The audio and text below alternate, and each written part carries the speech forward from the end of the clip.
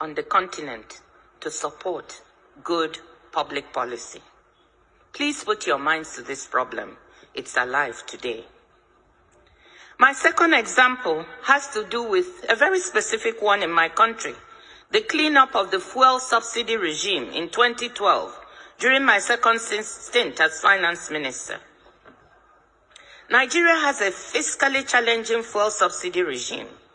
The country exports crude oil and imports most of its refined needs because its refineries are in very bad shape, and provides a subsidy for the sales of refined oil at the pump.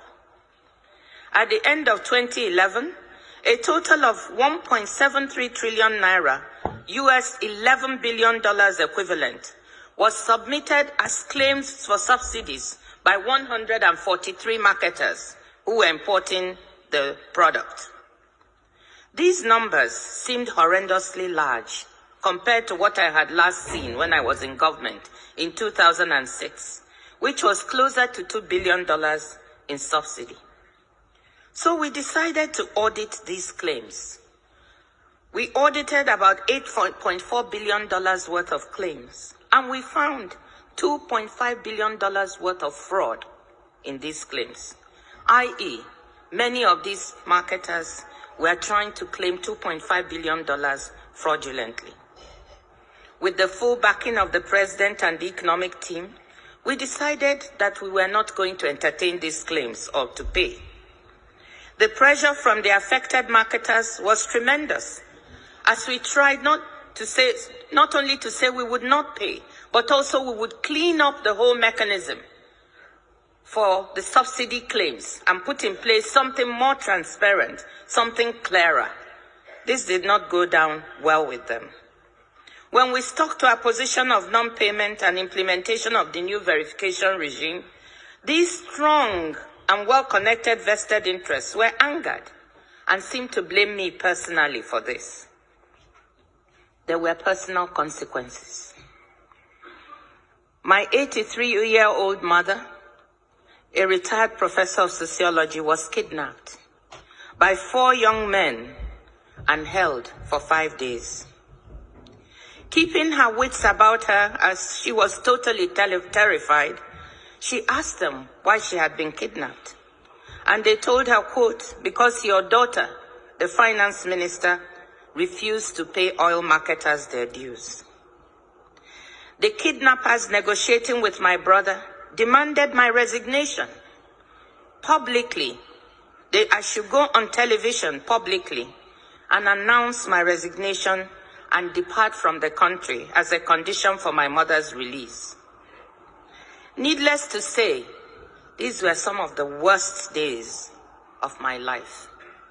Imagine, when you are in position, you want your parents, all of whom are here with you today, and your relatives, to be proud of you.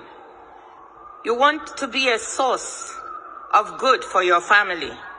You can imagine how I felt sitting there and thinking, just because of trying to do something right, to implement a good bit of policy that was good for the country, this could lead to the taking of my mother's life.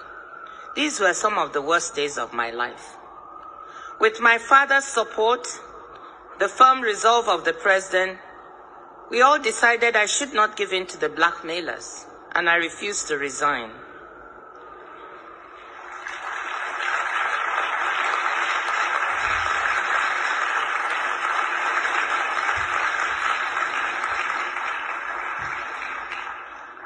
Following a manhunt, I'm sorry, I still feel emotional when I talk about it. And this story is not really publicly known, so this is probably the first time I'm giving the full details. Following a manhunt for my mother by police and security agencies, she was able to make a dramatic escape after 5 days in captivity, where she had only been given water and half of a sausage roll.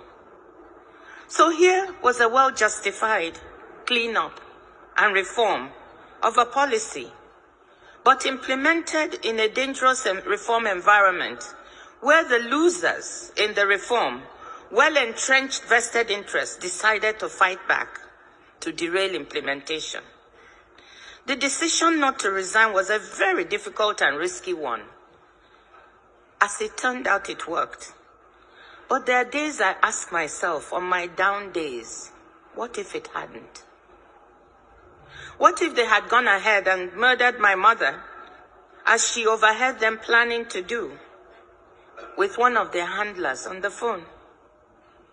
Could I have justified trading off firmness on policy and standing up to blackmailers, implementing a good piece of public policy for my mother's life?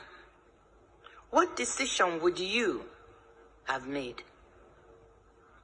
Faculty, what decision would you have made?